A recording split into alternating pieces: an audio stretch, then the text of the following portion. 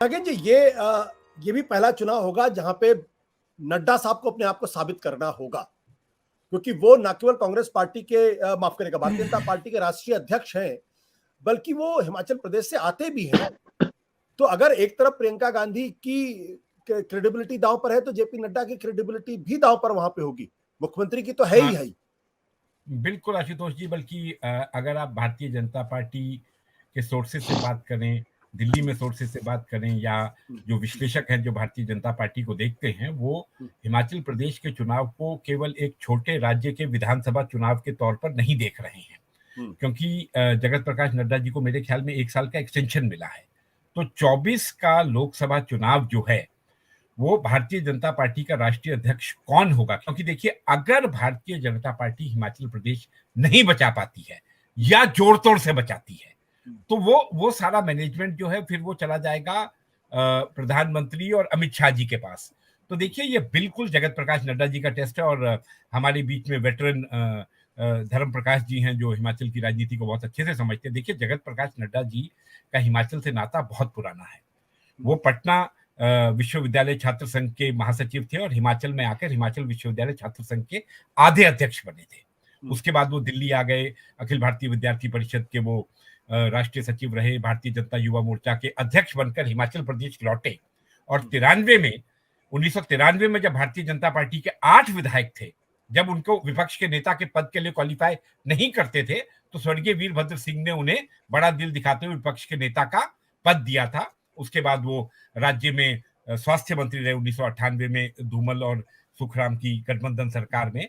2007 में वो वन मंत्री बने, लेकिन दिल्ली आ गए थे क्योंकि उनकी। तो देखिए, ये जगत प्रकाश नड्डा के लिए बड़ी चुनौती है। देखिए, जयराम ठाकुर हिमाचल प्रदेश में अगर आप किसी से पूछे, तो जयराम ठाकुर एक बेचारे मुख्यमंत्री के तौर पर, क्योंकि वो 2017 में डिक्लेयर्ड मुख्यमंत्री नहीं थे, डिक्लेयर्ड मुख्यमंत्री थे प्रेम कुमार धूमल।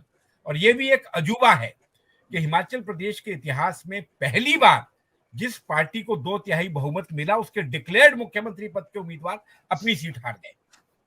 तो वो बाय डिफॉल्ट मुख्यमंत्री बने थे, बाद में हाईकमांड की मर्जी से बने थे। आप कह सकते हैं कि नड्डा जी की उसमें बड़ी भूमिका थी। तो देखिए, ये एसिड टेस्ट जयराम ठाकुर से ज्यादा मैं तो मानता हूं ये नड्डा जी का है। और ऐसा लग रहा है, देखिए, भारतीय जनता पार्टी मैनेज काफी कर रही, कांग्रेस ने काफी ब्लंडर्स किए हैं, टिकट अलॉटमेंट में ब्लंडर किए हैं, कई तरह की बातें हो रही हैं, मैं उसमें नहीं जाना चाहूंगा। लेकिन ऐसा लगता है कि नड्डा जी का अगर राष्ट्रीय अध्यक्ष बनने के बाद से कोई एसिड टेस्ट था और है, तो वो ये है। बिल्कुल। राजीव जी, जो बात नगेंद्र जी कह रहे हैं, कि आप उनसे सहमत हैं? जी, मैं इस बात से सहमत हूं। और ये जैसा कि इन्होंने कहा कि जयराम ठाकुर के किन परिस्थितियों में वो मुख्यमंत्री बने, और उसके बाद फिर अब मतलब जयराम ठाकुर जी से आप सवाल उठाइए उनकी परफॉर्मेंस में, तो बात घूम फिर कर वही आ रही है ना, जो मोदी के कंधे पर चढ़ के चुनाव लड़ा जा रहा है। मैंने कुछ दिन पहले मंडी में जयराम ठाकुर से एक सवाल किया था। मैंने कहा था कि आप मुझे अपनी सबसे बड़ी अचीवमेंट और सबसे बड़ा फेलियर, या वो जो चीज आप करना चाहते थे वो नहीं कर पाए, तो वो बताइए। पर ऐसा फिर वो गोलमोल सा जवाब था। और बात यह आ रही है कि कोविड काल था तो इसलिए काम नहीं कर पाए जितना करना चाहिए था, वो तमाम तरह की चीजें हैं। बात लोगों में यह आ रही है आशुतोष की, एक होता है कि आप ठीक है, केंद्रीय स्कीम्स होती हैं, उनको आप इंप्लीमेंट करते हैं, उनको आपकी फ्लैगशिप प्रोग्राम्स भी होते हैं, पर स्टेट का अपना जो प्रोग्राम होता है वो बहुत इंपॉर्टेंट होता है। अब वो चीज जो है वो इस समय बीजेपी कोई ऐसा मतलब लोगों तक ले जाने में कामयाब नहीं है, कोई इतना पॉपुलर मेजर रहा हो जो लोगों में गया हो। तो ये चीजें हैं। अब नड्डा साहब का जो है, जिस तरीके से धूमल ग्रुप को कॉर्नर किया गया है, तो डेफिनेटली अब आपको प्रूव करना है कि आपने जो डिसीजंस लिए हैं वो बिल्कुल सही लिए हैं। और ये जो नागेंद्र ने बताया कि पिछले चुनाव में धूमल की हार, वो अपने आप में एक अजूबा तो था ही, और उसके बाद वो ग्रुप पूरा नेगेट हुआ। और बीजेपी को लेकर एक जिस तरह का क्लेम किया जाता है कि it's a party with a difference, आज हिमाचल में आप देखिए तो it has emerged as a party with differences. और पूरा एक डाउनफॉल मैं कहूंगा उस तरीके से जो इस पार्टी में आया है, वो साफ देखने में आ रहा है।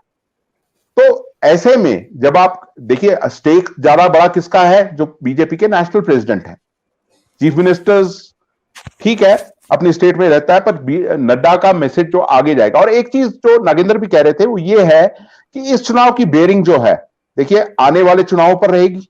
अगर कांग्रेस यहां अच्छा परफॉर्म कर पाती है तो हो सकता है यही फॉर्मूले दूसरे स्टेट्स में लेकर जाए, यही मुद्दे भी लेकर जाए, और अगर बीजेपी इमर्ज होती है विनर तो एक और एग्जाम्पल सेट होगा।